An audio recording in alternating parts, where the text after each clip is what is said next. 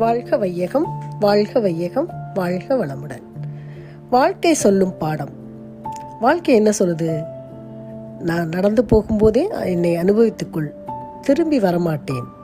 அதாவது சிலர் பணத்தை அதிகம் சம்பாதித்து விட்டு வருங்காலத்தில் அனுபவித்துக் கொள்ளலாம் என்று இருப்பார்கள். அது தவறான வாழ்க்கை முறை.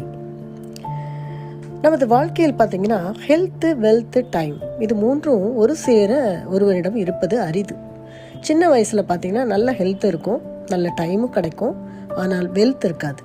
மிடில் ஏஜில் பார்த்தீங்கன்னா நல்ல ஹெல்த் இருக்கும், நல்ல வெல்த்தும் இருக்கும், ஆனால் டைம் கிடைக்காது அதை அனுபவிக்கிறதுக்கு. ஏன்னா ஹெக்டிக்கான ஒர்க்கு பளு, வேலை பளு ஜாஸ்தியாக இருக்கும்.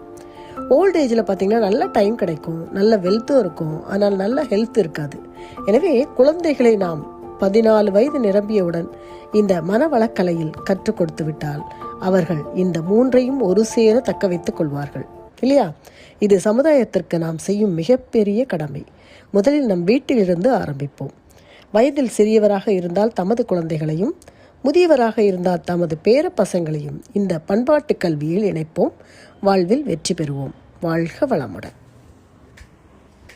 வாழ்க வளமுடன்.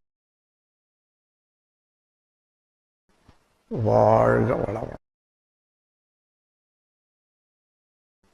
வாழ்க வளமுடன்.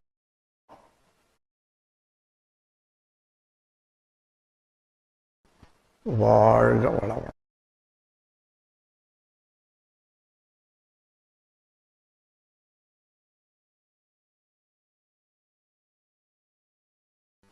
வாழ்க வளமுடன்.